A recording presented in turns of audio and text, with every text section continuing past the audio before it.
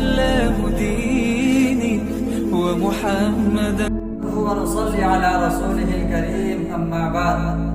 معزز سامعین کرام، یہ رمضان المبارک کا مہینہ چل رہا ہے جس میں ہم روزے رکھتے ہیں۔ اللہ تبارک و تعالیٰ نے اس مہینے کے اندر اپنی بے شمار نعمتوں سے ہمیں نوازا ہے۔ انہی نعمتوں میں سے ایک نعمت یہ ہے کہ ہم روزہ رکھتے ہیں، اور روزہ رکھنے کے لیے جب ہم سحری کھاتے ہیں تو اللہ تبارک و تعالیٰ نے اس کھانے کو بھی عبادت بنا دیا ہے۔ یعنی مومن جب اللہ کے حکم کے مطابق زندگی گزارے تو اس کا کھانا بھی عبادت ہو جاتا ہے۔ سحری کے بارے میں اللہ کے پیارے حبیب صلی اللہ علیہ وسلم کا فرمان ہے، تسحروا فإن فی السحور برکۃ، کہ تم جب روزہ رکھتے ہو تو اس میں سحری کر لیا کرو۔ کیوں؟ اس لیے کہ سحری کرنے میں برکت ہے۔ اللہ تبارک و تعالیٰ نے سحری کے کھانے میں برکت رکھ رکھا ہے۔ اللہ کے پیارے حبیب صلی اللہ علیہ وسلم اس کو مزید وضاحت کرتے ہوئے فرماتے ہیں کہ اگر کھانے کا جی نہ چاہے تو ایک چھوارا ہی صرف کھا لیا کرو، لیکن ضرور بھی ضرور سحری کھا لیا کرو۔ لیکن یہ ساری چیزیں عبادت اس وقت ہوں گی جب ہم اس کو صحیح ڈھنگ سے کریں گے، شریعت کے مطابق کریں گے، صحیح وقت میں ہم سحری کریں گے۔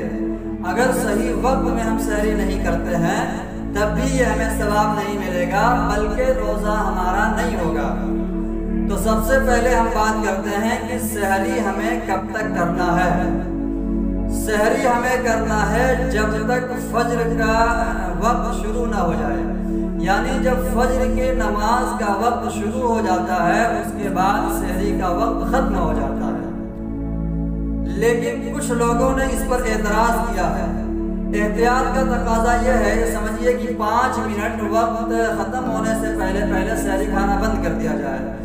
جن لوگوں نے اعتراض کیا ہے ان کی بنیاد کیا ہے، پہلے ان کے اعتراض کو سمجھیے، پھر ان کی دلیل کیا ہے اس دلیل کو سمجھیے، پھر اس کے بعد انشاءاللہ میں جواب دوں گا، جواب کو بھی بغور سنیے۔ ان کا اعتراض یہ ہے کہ سحری جو ہے اذان ہوتی رہے تب بھی کھا سکتے ہیں، اور ہم کہتے ہیں کہ جب اذان ہو تو سحری کھانا بند کر دینا ہے۔ ان کی دلیل کیا ہے؟ دلیل سن لیجئے۔ ان کی حدیث ہے، اذا سمع احدکم النداء والاناء على يده فلا يضعه حتى يقضي حاجته منه۔ یہ روایت المستدرک کی ہے، علی الصحیحین پر موجود ہے۔ یعنی اس حدیث میں کہا گیا ہے کہ جب تم میں سے کوئی سحری کھا رہا ہو، اللہ کے پیارے حبیب صلی اللہ علیہ وسلم نے فرمایا کہ جب اذان ہو اور تمہارے ہاتھ میں کھانے پینے کا برتن ہے تو تم وہ کھانا پینا بند نہ کرو، بلکہ مکمل کھا لو، اس کے بعد بند کرو۔ اس سے یہ بات سمجھ میں آ رہی ہے کہ سحری جو ہے اذان ہو رہی ہو تو سحری کھا سکتے ہیں، لیکن یہ بات ٹھیک نہیں ہے۔ حدیث کا صرف مل جانا مسئلے کی صحیح ہونے کی دلیل نہیں ہے۔ یہ ان لوگوں کو غلطی لگی ہے اس وجہ سے کہ ان کو صرف ایک حدیث معلوم ہے، جن کے پاس احادیث کے ذخائر ہیں انہیں یہ غلطی نہیں لگی ہے۔ میں اس کے جواب میں ایک حدیث میں آپ کو سناؤں، بات بالکل واضح ہو جائے گی۔ حدیث کیا ہے؟ کان لرسول اللہ صلی اللہ علیہ وسلم مؤذنان بلال وابن مکتوم الاعمى ان بلالا يؤذن بلال فكلوا واشربوا حتى يؤذن ابن مکتوم۔ اس میں اللہ کے پیارے حبیب صلی اللہ علیہ وسلم فرما رہے ہیں کہ حضور صلی اللہ علیہ وسلم کے زمانے میں 2 مؤذن ہوا کرتے تھے، ایک مؤذن بلال تھے، ایک مکتوم تھے۔ تو حضور نے فرمایا جب بلال اذان دیا کریں تب تم کھانا پینا بند نہ کرو، لیکن جب مکتوم اذان دیں اس وقت تم کھانا پینا بند کر دو۔ کیا مطلب ہے؟ یعنی اس وقت حضور کے زمانے میں حضرت بلال جو اذان دیا کرتے تھے وہ تہجد کے لیے دیا کرتے تھے، اور مکتوم جو اذان دیا کرتے تھے وہ فجر کی نماز کے لیے اذان دیا کرتے تھے۔ اسی لیے حضور نے فرمایا کہ بلال کی اذان پر کھانا پینا نہیں روکنا ہے، بلکہ مکتوم के बयान पर खाना पीना रोक देना है। अब इस हदीस से बात बिल्कुल वाज़ेह हो गई। पहली वाली हदीस में जिस अजान का तज़किरा है वो हज़रत बिलाल के अजान का तज़किरा है। लिहाजा उस हदीस को फिट करके ये कहना कि सहरी उस वक्त खा सकते हैं, उस वक्त तक खा सकते हैं जब तक अजान होती रहे और खाते रहें, ये बात कहना ठीक नहीं है।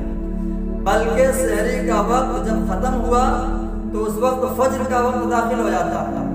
यानी सहरी के वक्त का ख़त्म होना दुखूल नमाज फज्र है, यानी फज्र की नमाज का वक्त दाखिल हो जाता है। जब सहरी का वक्त ख़त्म हो गया तभी अजान होती है, और जब अजान हो गई तो फिर खाना पीना बंद कर देना चाहिए। जैसा कि इस हदीस से पता चल रहा है, वो हदीस भी अपने जगह पर ठीक है, ये हदीस भी अपनी जगह पर ठीक है। पहली वाली हदीस जो है वो हज़रत बिलाल वाले अजान को बतला रही है, और दूसरी हदीस में जो अल्लाह के नबी ने फरमाया कि उम्मे मखदूम जब अजान दें तब तुम खाना पीना बंद करो। ये तो हो गया मसला सहरी कब तक खाना है। अब खाने के बाद नंबर आता है रोज़े की नियत करने के लिए। अब रोज़े की नियत के सिलसिले में एक मशहूर दुआ है, अल्लाहुम्मा लका सुम्तु व बिका आमनतु व अलैका तवक्कलतु व अला रिज़्क़िका अफ़्तरतु। यह दुआ अमूमी तौर पर आप देखेंगे पर्चे वगैरह में छपे होते हैं, तो लोग पढ़ते हैं, तो इस पर भी एतराज़ हुआ है कि ये दुआ पढ़ना ठीक नहीं है। एक बात मैं पहले वाज़ेह करता चलूँ, ये जो अल्फाज हैं जो हमने अभी जिक्र किए, हकीकत ये है कि ये अहादीस के अल्फाज नहीं हैं, ये अल्फाज अहादीस से साबित नहीं हैं। जैसा कि मुतकल्लिम इस्लाम हज़रत मौलाना इलियास मोहम्मद साहब दामत बरकातुहू ने फरमाया। लेकिन अब हमें ये देखना है कि अल्फाज के ज़रिए नियत करना ठीक है या नहीं है। अगर अल्फाज के ज़रिए नियत करना ठीक है तो फिर ये दुआ पढ़ना ठीक होगा, और अगर नहीं ठीक है तो नहीं ठीक होगा। लेकिन एक बात मैं वाज़ेह कर दूं कि दिल में नियत कर लेने से भी रोज़ा हो जाएगा। अगर कोई इन अल्फाज के ज़रिए नियत करता है तो वो गलत नहीं है। मैं आगे आपको दलील के ज़रिए बात समझाता हूँ। हदीस शरीफ में है, अन आयशा उम्मुल मोमिनीन रज़ियल्लाहु तआला अन्हा क़ालत दख़ल अलैया नबी सल्लल्लाहु अलैहि वसल्लम ज़ात यौमिन फ़क़ाल हल इंदकुम शैउन फ़क़ुलना ला क़ाल फ़इन्नी इज़न साइमुन।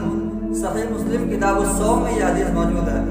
दूसरी हदीस है, अन आयशा उम्मुल मोमिनीन क़ालत क़ाल रसूलुल्लाह सल्लल्लाहु अलैहि वसल्लम ज़ात यौमिन या आयशा हल इंदकुम शैउन क़ालत फ़क़ुल्तु या रसूलल्लाह मा इंदना शैउन क़ाल फ़इन्नी साइमुन। अब इन दोनों हदीस में देखिए, और भी अहादीस हैं, लेकिन मैं दो ही हदीस पर इत्तफा करता हूँ। दोनों हदीस में जिन अल्फाज में हुज़ूर सल्लल्लाहु अलैहि वसल्लम ने दुआ को रोज़े के बारे में खबर दी है, रोज़े के बारे में नियत की है, जिन अहादीस, ये दो हदीसें हैं, दोनों हदीस में अलग अलग अल्फाज हैं नियत के। यानी हुज़ूर पाक अलैहिस्सलातु वस्सलाम ने रोज़े की नियत को तलफ़्फ़ुज़ के ज़रिए अदा किया है। ये इस हदीस से बात साबित हो रही है। तो इन दोनों हदीसों से ये बात तो बिल्कुल साबित हो गई कि अगर कोई ज़ुबान से नियत करता है तो ये जायज़ है, गलत नहीं है। और दोनों हदीस में अलग अलग अल्फाज हैं। जब अलग अलग अल्फाज हैं तो इससे मुख्तलिफ अल्फाज के ज़रिए भी कोई नियत करना चाहे तो दुरुस्त है, जायज़ है। लेकिन हम ये नहीं कहते कि ये सुन्नत है। लेकिन अगर कोई इन अल्फाज के ज़रिए नियत कर लेता है, सही है, इस पर बिदअत का फतवा लगाना ये ठीक नहीं है। अब इस दुआ के अंदर एक लफ्ज़ इस्तेमाल हुआ है गद का, बिसौम गदिन नवैतु, कि मैं कल के रोज़े की नियत करता हूँ, जैसा कि मोतरिज़ ने तर्जमा किया है। उसका कहना यह है कि इससे नियत करना ठीक नहीं है। क्यों? आप रोज़ा आज रख रहे हो और नियत कल की कर रहे हो। यहाँ पर भी मोतरिज़ एक इल्मी की दलील है, वो ये बतलाना चाह रहा है कि हमें इल्म से कोई ताल्लुक नहीं है। हम एक हदीस पढ़ करके फौरन एतराज ठोंक देते हैं। क्या है असल बात? देखिए, गद का जो लफ्ज़ है ये सिर्फ कल के लिए इस्तेमाल नहीं होता है, बल्कि एक साल बाद के लिए भी इस्तेमाल होता है, 1 मिनट बाद के लिए भी इस्तेमाल होता है, और 1 दिन बाद के लिए इस्तेमाल होता है। मैं दलाइल के साथ में आपको तरतीबवार बात समझाता हूँ। حدیث شریف میں ہے ان اعرابیا جاء الى النبي صلی اللہ علیہ وسلم فقال انی رأیت الہلال فقال اشهد ان لا الہ الا اللہ قال نعم قال اشهد ان محمد رسول اللہ قال نعم قال یا بلال فأذن فی الناس یا بلال ان یصوموا غدا. یعنی ایک دیہاتی صحابی اللہ کے پیارے حبیب صلی اللہ علیہ وسلم کے پاس آئے اور انہوں نے حضور پاک علیہ السلام کو چاند ہونے کی خبر دی.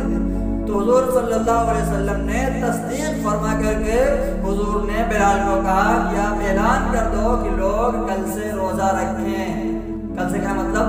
غد کا لفظ اس میں استعمال ہوا ہے. اب چاند نظر آئے گا کب؟ مغرب کے بعد. اور مغرب کے بعد وہ صحابی آ کر کے اطلاع کرتے ہیں یہ تلفظ مغرب کے بعد کی ہے. اب یہ مغرب کے بعد غد کے لفظ کا تلفظ کرنا اس بات پر دال بن رہی ہے, اس بات پر دلالت کر رہی ہے کہ کل روزہ رکھنا ہے, یعنی صبح ہونے والی صبح میں روزہ رکھنا ہے. تو بالکل اسی طرح یہ الفاظ جو سحری کے وقت استعمال ہوتا ہے صبح کے لیے بالکل جائز ہے, جیسا کہ اللہ کے حبیب صلی اللہ علیہ وسلم نے اطلاع کے سلسلے میں غد کا لفظ استعمال فرمایا. اتنا ہی نہیں, آئیے آگے قرآن سے میں دلیل لیتا ہوں.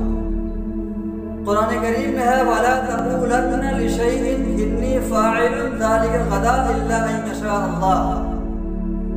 یہ ہے سورہ کہف آیت نمبر 23. اس میں اللہ تعالیٰ حضور پاک علیہ السلام کو فرما رہے ہیں کہ اگر آپ کو آئندہ کوئی کام کرنا ہے, اگر آپ کہہ رہے ہیں کہ میں بعد میں کر دوں گا, آئندہ کروں گا, تو انشاءاللہ کہہ لیا کیجئے. اس میں بھی غد کا لفظ استعمال ہوا ہے. اگر یہاں بھی غد سے مراد آنے والا کل صرف لیا جائے تو قرآن کا مفہوم بالکل پلٹ جائے گا, قرآن کا مفہوم بالکل غلط ہو جائے گا, قرآن کے مفہوم بالکل الٹا ہو جائے گا. کیسے؟ اللہ تبارک و تعالیٰ یہ فرمانا چاہ رہے ہیں کہ آئندہ کوئی کام کرنا ہے, کرنے کے لیے آپ کہہ رہے ہیں تو انشاءاللہ لگا لیا کیجیے. ایسا نہیں ہے کہ اگر کل کام کرنا ہے, اگر کہہ رہے ہیں کل کام کرنے کے لیے تو انشاءاللہ کہنا ہے, ایک سال بعد اگر کام کرنے کے لیے کہہ رہے ہیں تو انشاءاللہ نہیں کہنا ہے, یا 5 منٹ بعد کوئی کام کرنے کے لیے کہہ رہے ہیں تو انشاءاللہ نہیں کہنا ہے. ایسا بالکل نہیں ہے. اگر ایسا ہو, اگر غد کے معنی صرف کل ہی مراد لے لیا جائے تو یہ قرآن کا مفہوم غلط ہو جائے گا. دوسری آیت کیا ہے؟ وَلْتَنْظُرْ نَفْسٌ مَا قَدَّمَتْ لِغَدٍ سورہ حشر آیت نمبر 18 کہ ہر شخص کو دیکھنا چاہیے کہ وہ کل کے لیے کیا بھیج رکھا ہے. کل کے لیے مطلب کیا؟ کل آنے والے کل کے لیے نہیں, بلکہ یہاں قیامت مراد ہے. قیامت کے دن کے لیے, مرنے کے بعد وہ اپنے لیے کیا بھیج رکھا ہے جس کے ذریعے اس کی بخشش ہو سکتی ہے, یا کیا اعمال کر رکھا ہے وہ میدان محشر کے لیے, یہ مراد ہے. یہاں سے بھی اگر کل مراد ہو, غد سے مراد آئندہ آنے والا کل لیا جائے تو پھر مفہوم غلط ہو جائے گا کہ اللہ تعالیٰ یہ کہہ رہے ہیں کہ کل کے لیے کیا بھیج رکھے ہیں, یہ مراد بالکل نہیں ہے. تیسری آیت وَلَا تَدْرِي نَفْسٌ مَاذَا تَكْسِبُ غَدًا سورہ لقمان آیت نمبر 34. اس میں اللہ تعالیٰ کہہ رہے ہیں کسی شخص کو یہ معلوم نہیں ہے کہ وہ کل کیا کرنے والا ہے. یعنی غد کا لفظ استعمال کیا, کل کیا کرنے والا کیا مطلب نہیں, یعنی کل کیا کرنے والا صرف یہی نہیں معلوم ہے, 1 گھنٹہ بعد کیا کرنے والا وہ شخص کو معلوم ہے, 1 سال بعد کیا کرنے والا یہ معلوم ہے نہیں, کچھ بھی نہیں معلوم ہے. یعنی آئندہ آنے والے وقت میں کیا کرنے والا ہے کسی انسان کو یہ بات معلوم نہیں ہے. اس لیے اب بات بالکل واضح ہو گئی کہ غد کا لفظ صرف آنے والے کل کے لیے استعمال نہیں ہوتا, بلکہ آنے والے وقت کے لیے استعمال ہوتا ہے, چاہے کل ہو, پرسوں ہو, نرسوں ہو, ترسوں ہو, یا 5 منٹ بعد ہو. یہ دلائل سے بات بالکل واضح ہو گئی. اب معترض کا یہ اعتراض کرنا کہ غد سے مراد صرف کل ہوتا ہے تو پرلے درجے کی یہ جہالت ہے, اس کے علاوہ ہم کیا کر سکتے ہیں؟ تو اپنے جہالت پر ماتم کریں